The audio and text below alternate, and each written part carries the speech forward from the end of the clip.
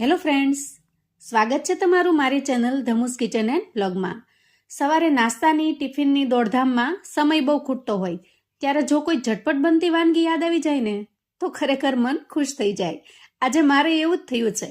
આ વાનગી યાદ આવતા જ હું મનથી ખુશ થવા લાગી કે યાર આ તો હમણાંથી બની જ નથી, સાવ ભૂલાઈ ગઈ. ઝટપટ બની જાય અને ખાઈને બધા વખાણે પણ ખરા. સૌથી પહેલાં તો આપણે અહીંયા થોડા વેજીટેબલ્સ લઈશું, જેમાં એક મીડિયમ સાઇઝનું ટમેટું, 2 મીડિયમ સાઇઝની ડુંગળી, ગાજરનો એક નાનો ટુકડો અને એક લીલું મરચું લીધું છે. હવે આપણે આ બધી જ વસ્તુને એકદમ સરસ બારીક સમારી લઈશું. અહીંયા મેં ડુંગળી, ટમેટાં, મરચાં અને ગાજરને એકદમ બારીક સમારી લીધા છે. હવે આ સમારીને તૈયાર કરેલા વેજીટેબલ્સને આપણે થોડી વાર માટે સાઈડ પર મૂકીશું અને આગળની તૈયારી કરવા માટે એક મિક્સિંગ બાઉલ લઈશું. આજનો નાસ્તો બનાવવા માટે હું અહીંયા બિરજ સેવનો ઉપયોગ કરી રહી છું. તો અંદાજે અડધા પેકેટ જેટલી આપણે સેવ લઈ લઈએ. હવે મોટા ભાગે શું થતું હોય કે નાસ્તો આપણે કોઈ પણ લોટથી બનાવતા હોઈએ અથવા તો મમરાથી કે પૌવાથી બનાવતા હોઈએ, પણ આજે જે બિરજથી નાસ્તો બનશે એ યુનિક અને અલગ તો હશે જ, પણ સાથે સાથે એકદમ હેલ્ધી અને ટેસ્ટી બની રહેશે. અને વળી નાસ્તો થોડો નવો હશે તો ઘરના બધાને પસંદ પણ ખૂબ જ આવશે. જો આ રીતે હાથની મદદથી સેવને આપણે ક્રશ કરી લેવાની છે. મશીન વણાટની સેવ હોવાથી થોડું જ પ્રેસ કરવાથી સરસ મજાની ક્રશ થઈ જશે. આ રીતે આસાનીથી ક્રશ થઈ જાય છે. થોડી ઝીણી થાય એ રીતે ક્રશ કરી લઈએ.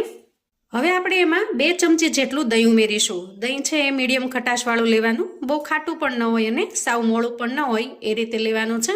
અને સાથે સાથે આપણે થોડું પાણી પણ ઉમેરીશું.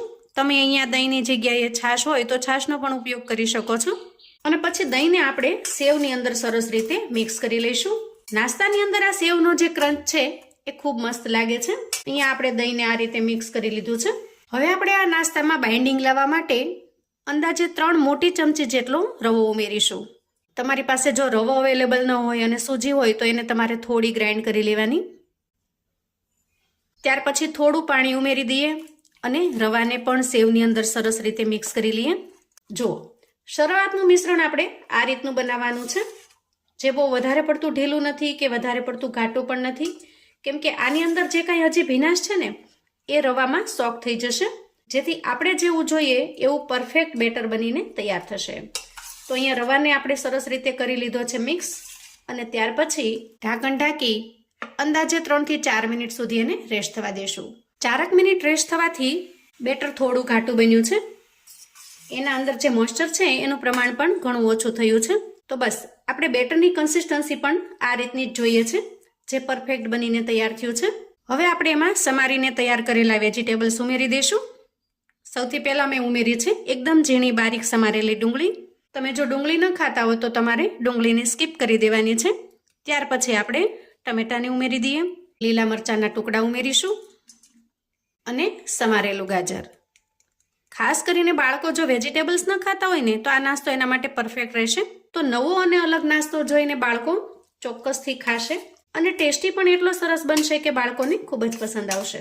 હવે વેજીટેબલ્સને આપણે પહેલાં તો સરસ રીતે મિક્સ કરી લઈશું. શરૂઆતમાં તમને વેજીટેબલ્સ થોડા વધારે લાગશે, પણ આજનો નાસ્તો બનવાનો જ એ રીતે છે કે જેમાં વેજીટેબલ્સનું પ્રમાણ વધારે છે અને બાકીની વસ્તુનું પ્રમાણ ઓછું. વેજીટેબલ્સને મિક્સ કર્યા પછી આપણે 1 ચમચી જેટલો બેસન ઉમેરી દઈએ. ત્યાર પછી આપણે રૂટીન મસાલા કરીશું. સૌથી પહેલાં સ્વાદ પ્રમાણે મીઠું, 5 ચમચી જેટલી હળદર ઉમેરીશું, 1 ચમચી જીરા પાવડર ઉમેરીશું અને 5 ચમચી જેટલું લાલ મરચાં પાવડર ઉમેરીશું. 1 ચમચી જેટલા ચીલી ફ્લેક્સ ઉમેરીશું. તમે જો બાળકો માટે બનાવી રહ્યા હો તો તીખાશનું પ્રમાણ એ રીતે રાખવાનું, કેમ કે તીખાશ માટે મેં અહીંયા લીલા મરચાં, લાલ મરચું પાવડર અને અત્યારે ચીલી ફ્લેક્સ પણ ઉમેર્યા છે. તમે આમાંથી કોઈ પણ એક વસ્તુને સ્કીપ પણ કરી શકો છો. હવે છેલ્લે ઉમેરીશું એકદમ ઝાઝી એવી કોથમીર, અને ત્યાર પછી બધી જ વસ્તુને આપણે મસાલા સાથે મિક્સ કરી લઈએ. જુઓ, અત્યારે જે બેટર બન્યું છે ને એ બેટર જ તે એકદમ ટેસ્ટી એવું દેખાઈ રહ્યું છે. તો જોઈને જ મોઢામાં પાણી આવી જાય કે આનો નાસ્તો પણ એટલો સરસ યમી અને ટેસ્ટી બન્યો હશે. હવે વાતોમાં હું અહીંયા ચણાની દાળ મિક્સ કરવાનું જ ભૂલી ગઈ છું, જે મેં અગાઉથી પલાળીને તૈયાર કરેલી છે. તો અત્યારે આપણે એને ઉમેરી દઈએ અને સરસ રીતે મિક્સ કરી લઈએ. વેજીટેબલ્સ ઉમેરવામાં તમને જે પસંદ હોય એ તમે ઉમેરી શકો છો, અને આમાંથી તમને જે ન પસંદ હોય એ તમે સ્કીપ પણ કરી શકો છો. અને ચણાની દાળની જગ્યાએ તમે થોડા ક્રશ કરેલા સ્વીટકોર્ન ઉમેરી શકો છો, અથવા તો કેપ્સિકમ મરચું હોય તો એ પણ ઉમેરી શકો છો. ખાસ કરીને બાળકોને ભાવતું હોય અથવા તો ઘરનાને જે પસંદ હોય એ તમે ઉમેરી શકો છો. અહીંયા દાળ પણ હવે સરસ રીતે મિક્સ થઈ ગઈ છે, જે હું અગાઉ ભૂલી ગઈ હતી. અને મિશ્રણ પણ એકદમ પરફેક્ટ એવું બનીને તૈયાર થયું છે. આપણે કોઈ વધારાના પાણી ઉમેરવાની પણ જરૂર પડી નથી. શરૂઆતમાં જે દહીં અને પાણી ઉમેર્યું છે એનાથી જ આપણે આ આખું મિશ્રણ તૈયાર કર્યું છે. કેમ કે વેજીટેબલ્સ ઉમેર્યા પછી એના અંદરનું જે નેચરલ પાણી છૂટે છે ને, એનાથી જ આ બેટર એકદમ સરસ બનીને તૈયાર થાય છે. બેટર પરફેક્ટ તૈયાર છે. આગળની પ્રોસેસ માટે હવે ગેસ તરફ જઈશું. અહીંયા આપણે ગેસ ઓન કરી ગેસ ઉપર એક પેન મૂકી દીધું છે અને હવે પેનમાં અંદાજે 1 ચમચી જેટલું આપણે તેલ ઉમેરી દઈએ. કદાચ થોડું વધારે જોઈએ તો 1.5 ચમચી જેટલું તેલ ઉમેરવાનું છે અને પછી આ રીતે એકદમ સરસ રીતે આપણે એને સ્પ્રેડ કરી દેવાનું છે. હવે તેલ થોડું ગરમ થાય એટલે આપણે એમાં થોડું જીરું ઉમેરી દઈએ, આખું જીરું, અને થોડા સફેદ તલ ઉમેરી દઈએ. ત્યાર પછી ઉમેરીશું થોડી બિરજ સેવ, જે મેં થોડી બચાવીને રાખેલી છે, આ રીતે ક્રશ કરેલી, એને ઉમેરી દઈએ. અને હવે આપણે જે બેટર તૈયાર કરીને રાખ્યું છે એમાંથી અંદાજે 2 ચમચી જેટલું આપણે બેટર ઉમેરી દઈએ અને બેટરને ચમચીની મદદથી સરસ રીતે ફેલાવી લઈએ. જો હાથથી ફાવે તો તમે હાથથી પણ સરસ રીતે ફેલાવી શકો છો. અહીંયા બેટરને આપણે બહુ વધારે પડતું જાડું કે વધારે પડતું પતલું નહીં કરવાનું, મીડિયમ થિકનેસમાં રાખવાનું છે. જુઓ, આ રીતે નીચેની સાઈડ સરસ રીતે ક્રિસ્પી થાય ત્યાં સુધી થવા દઈએ. હવે નીચે ક્રિસ્પી થવા લાગશે ને એટલે એની કિનારી છે એ આપોઆપ થોડી થોડી સુકાવા લાગશે, જેથી એ સમયે ઉપરની સાઈડ પણ આપણે થોડી બિરજ સેવને સ્પ્રિંકલ કરી દઈએ અને થોડું તેલ પણ ઉમેરી દઈએ. જેથી જ્યારે સાઈડ ચેન્જ કરીએ ત્યારે આ સાઈડ પણ સરસ રીતે ક્રિસ્પી થઈ જશે.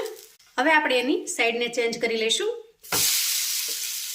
તો 2 થી 3 વખત આપણે અલટાવી પલટાવી અને બંને સાઈડ એકદમ સરસ ક્રિસ્પી થાય ત્યાં સુધી એને શેકી લેવાનું છે. નાસ્તાને શેકતી વખતે આપણે આ રીતે સ્પેચ્યુલા કે તાવેથાની મદદથી થોડું થોડું પ્રેસ કરતું જવાનું, જેથી એની ક્રિસ્પીનેસ છે ને બહુ મસ્ત બનશે, એકદમ સરસ.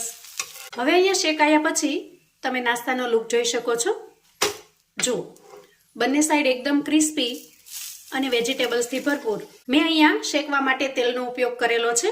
તમે થોડું બટર અથવા તો ઘી પણ લઈ શકો છો. અહીંયા આપણો નાસ્તો ઉપરથી એકદમ સરસ મજાનો ક્રિસ્પી અને અંદરથી સોફ્ટ બન્યો છે. સોડા કે ઈનોના ઉપયોગ વગર પણ એકદમ સરસ મજાનો ફ્લફી અને જાળીદાર બન્યો છે. અહીંયા તમને તોડીને બતાવું.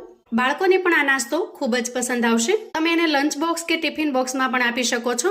જુઓ, એકદમ સરસ મજાનો વેજીટેબલ્સથી ભરપૂર તૈયાર થાય છે. ખૂબ જ હેલ્ધી અને સાથે સાથે ટેસ્ટી પણ છે. ચા સાથે, ચટણી સાથે કે સિમ્પલ પણ એન્જોય કરી શકાય એવો સુપર ટેસ્ટી નાસ્તો બનીને તૈયાર થાય છે. તો મિત્રો, મારી આજની મહેનત જો તમને થોડી ઘણી પસંદ આવી હોય તો વિડીયોને એક લાઇક ચોક્કસથી આપજો. તમારા સગા સંબંધી મિત્રોને પણ વિડીયો શેર કરી દેજો, જેથી એ લોકો પણ આવી સરસ મજાની રેસિપી બનાવીને તૈયાર કરી શકે. કોમેન્ટમાં મને ચોક્કસથી જણાવજો મિત્રો કે આજની એકદમ ટેસ્ટી અને હેલ્ધી એવી નાસ્તાની આ રેસિપી તમને કેવી લાગી છે. અને હા, ચેનલ પર જો તમે નવા છો તો પ્લીઝ ચેનલને સબસ્ક્રાઇબ કરજો. ફરી મળીશું નવી રેસિપી સાથે. ત્યાં સુધી આવજો મિત્રો.